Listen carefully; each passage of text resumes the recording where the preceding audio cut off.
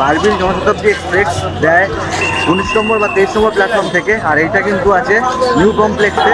Finally প্রায় 8.5 ঘন্টা পর আমাদের ট্রেন 12021 হাওড়া বারবিল জনশতাব্দী এক্সপ্রেস ঢুকছে 17 নম্বর প্ল্যাটফর্মে। তার নির্ধারিত সময় থেকে প্রায় 8 ঘন্টা মতো লেট।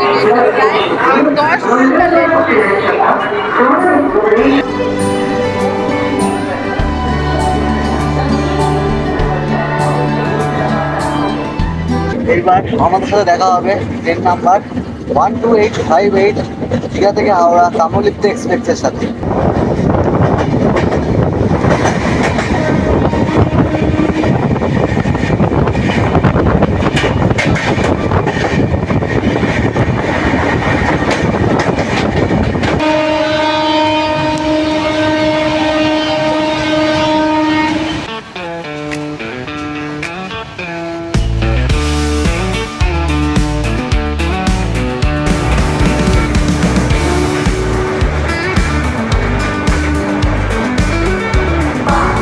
চল্লিশ বাজে এখনো পর্যন্ত খড়গপুরেই দাঁড়িয়ে। আমাদের চলার পথে কিছু গল্প পায় পূর্ণতা, আর কিছু গল্প থেকে যায় অসম্পূর্ণ। আজ তেমনই এক অসম্পূর্ণ যাত্রার অভিজ্ঞতা শেয়ার করতে এলাম তোমাদের সাথে। একদম কাক ভরে উঠে রেডি হয়ে গেছিলাম একটা দিন সুন্দর প্রকৃতির কোলে কাটানোর জন্য, আর বেরিয়েও পড়লাম সেই উদ্দেশ্যে যাত্রার জন্য। কিন্তু তখনও কি জানতাম আমরা আজ এরকম ধরনের অভিজ্ঞতার সম্মুখীন হতে চলেছি।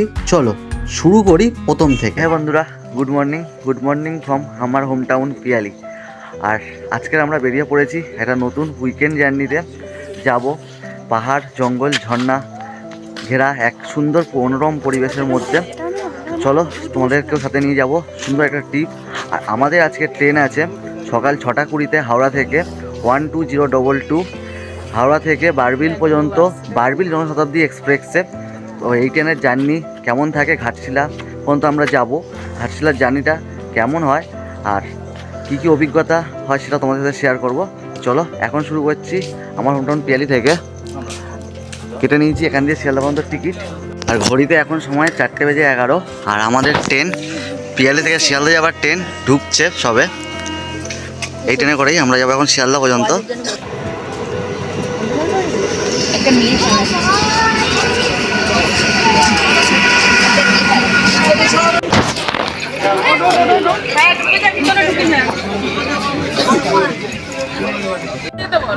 ট্রেনে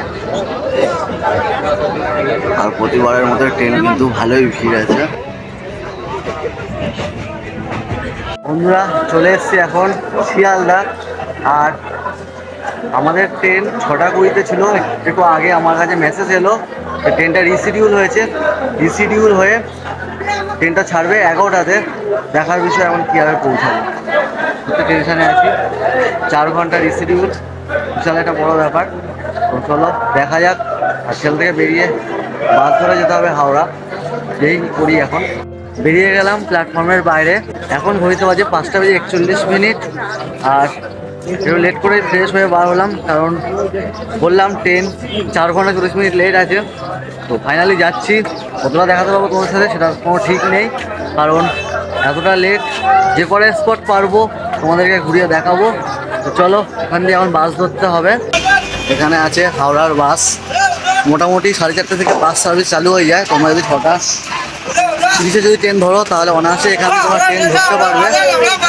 আমরা এখন বাসে উঠি, বাসে উঠে যাই হাওড়া পর্যন্ত। বন্ধুরা চলে এলাম হাওড়া। আর এখন ঘড়িতে বাজে 6টা 4। মানে রেস্টে এসছি, তাও অনেকটা টাইম আছে। 6টা 4 ট্রেন, কিন্তু এখন লেট হয়ে গেছে 11টায় ট্রেন, তাহলে আরোই লেট। দেখা যাক এতটা টাইম প্ল্যাটফর্মে ওয়েট করতে হবে।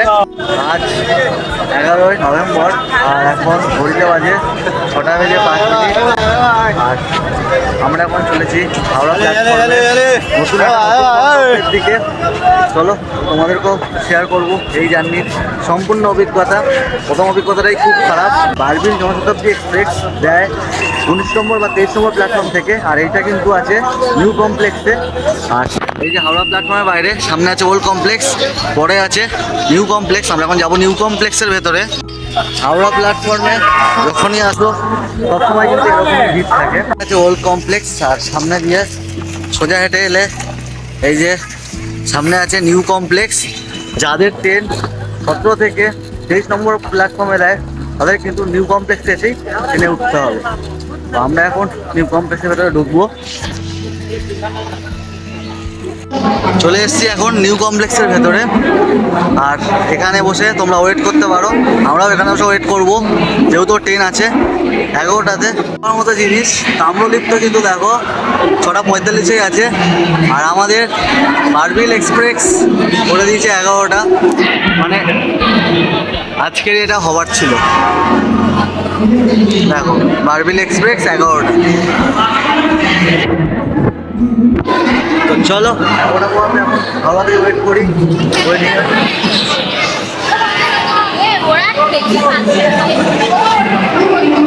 ফাইনালি প্রায় 10 ঘন্টা ওয়েট করার পর আমাদের ট্রেন অবশেষে দিয়ে দিল 17 নম্বর প্ল্যাটফর্মে। আর কখন ছাড়বে কোনো ঠিক নেই, দেখা যাক গিয়ে আর কি ঘুরবো সেটা মাথায় আসছে না। যেটুখানি ঘুরবো শেয়ার করবো। তো প্রায় 10 ঘন্টা লেট একটা ট্রেন। ঘড়িতে এখন সময় 1:03, আর আমাদের ট্রেন 12021 হাওড়া থেকে বারবিল জনশতাব্দী এক্সপ্রেস দিয়েছে প্রায় 8 ঘন্টা লেটে। আর এই ট্রেনটা বারবিল পর্যন্ত যাবে না আজকে, যাবে তার আগের প্ল্যাটফর্ম পর্যন্ত, বারাজামতে জংশন পর্যন্ত। তো আমরা তো যাবো ঘাটশিলা পর্যন্ত। চলো এখানে যাই ঘাটশিলা। অনেকটা টাইম এদিকে নষ্ট হয়ে গেল। আজকের আমাদের ফিরে আসার প্ল্যান ছিল, কিন্তু যাই না। এবার কী করে বাদ বাকি তোমাদের ঘুরে দেখাবো, এবং কতটা কভার করতে পারবো তাও যাই না, দেখা যাক কতটা কভার হয়। ফাইনালি প্রায় 8.5 ঘন্টা পর আমাদের ট্রেন 12021 হাওড়া বারবিল জনশতাব্দী এক্সপ্রেস ঢুকছে 17 নম্বর প্ল্যাটফর্মে। তার নির্ধারিত সময় থেকে প্রায় 8 ঘন্টা মতো লেট।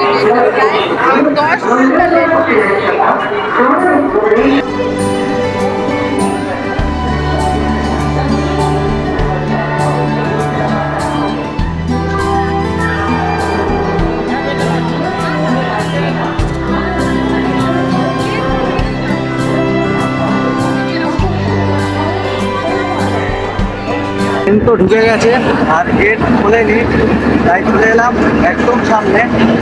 আজকের আমাদের যাত্রাপথে আমাদেরকে ট্রেনে নিয়ে যাবে WAP4 এর ইঞ্জিন, আমাদের কাছে ট্রেনে নিয়ে যাবে বারবিল পর্যন্ত। বারবিল পর্যন্ত যাবে না ট্রেনটা, বারবিল আগে পর্যন্ত যাবে। আর তোমরা সবাই জানো WAP4 100 বছর পূর্ণ করেছে, সব জায়গায় সেটা লেখা। তো ট্রেনের গেট সবে খুললো, এখন উঠি। আর এইবারে যাত্রাপথে আমাদের কোচ নম্বর D2 সেকেন্ড সিটার, আর এই ট্রেনে কিন্তু আছে 2S আর 3C। তো এবার উঠি আমি ট্রেনে উঠে দেখাচ্ছি সিটগুলো কেমন। এই হচ্ছে আমাদের ট্রেনের সিট পজিশান। এপারে 3টে, এপারে 3টে। কুশান বেশ নরম আছে, আর লেগ স্পেস কিন্তু অনেকটা আছে, আরামসে ঘুম দিয়ে নেওয়া যাবে। আর এখানে আছে পরিষ্কার আছে যথেষ্ট। আর এখানে পেপার বা ম্যাগাজিন রাখার জায়গা, আর এখানে হচ্ছে বোতল হোল্ডার। আর বেশ কমফোর্টেবল আছে, বেশ কমফোর্টেবল জার্নিটা হবে এইখানে। ট্রেন ছাড়ুক, অনেক লেট হয়েছে, দেখা যাক কতটা লেট হয় আর কতটা শেয়ার করতে পারবো সেটা হচ্ছে দেখার বিষয়। চলো যেটুখানি অভিজ্ঞতা হবে সেটাই তোমাদের শেয়ার করবো। ঘড়িতে এখন সময় 1:52, আর আমাদের ট্রেন তার নির্ধারিত সময়ের থেকে প্রায় 7.5 ঘন্টা, প্রায় 8.5 ঘন্টা লেটে ছাড়লো হাওড়া প্ল্যাটফর্ম থেকে।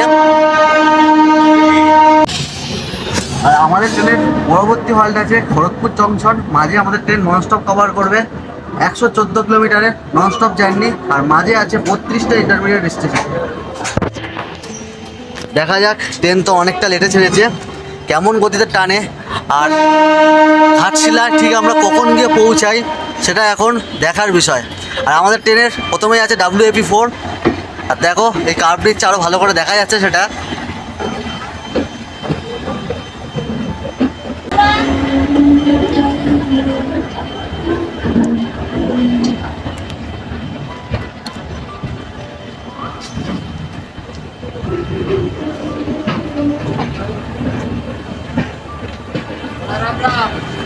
এখানে আছে আয়না, এখানে আছে বেসিন, বেসিনে জল আছে, আর এখানে আছে ডাস্টবিন। যা প্লাস্টিক বা অন্য নোংরা তোমরা কিন্তু ডাস্টবিনেই ফেলবে। আর এদিকে টয়লেট আছে, চলো দেখাই তোমাদের টয়লেটটা। এই হচ্ছে এই ট্রেনের বাথরুম, মোটামুটি পরিষ্কারই আছে। এদিকে আছে কমন, আর ওদিকে আছে ইন্ডিয়ানটা দেখেছি, ইন্ডিয়ানটা একটু ময়লা ছিল, এটা একটু পরিষ্কার আছে। আর এখানে জল আছে, তো মোটামুটি পরিষ্কার আছে এই ট্রেনের বাথরুম। তো দেখা যাক কতক্ষণ পরিষ্কার থাকে। আর ট্রেন ছেড়ে দিয়েছে, দেখা যাক ট্রেন কতক্ষণে তার নিম্ন গতিতে তোলে এবং তখন আমরা গিয়ে পৌঁছাই। এইবার আমাদের সাথে দেখা হবে ট্রেন নাম্বার 12858 দীঘা থেকে হাওড়া তাম্রলিপ্ত এক্সপ্রেসের সাথে।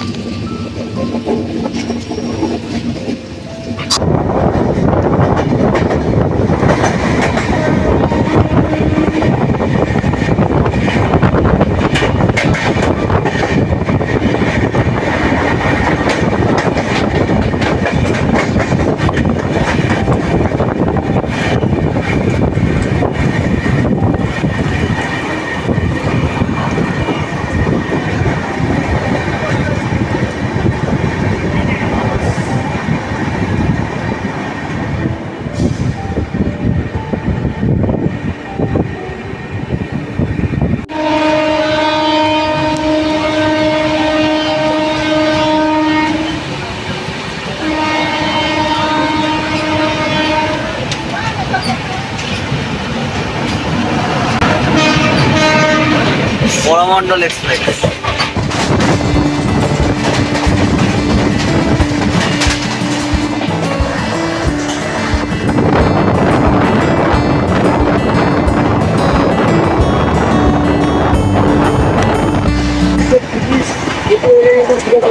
ট্রেন ফাইনালি অ্যাচিভ করেছে, দারুণভাবে ঘুরে চলেছে।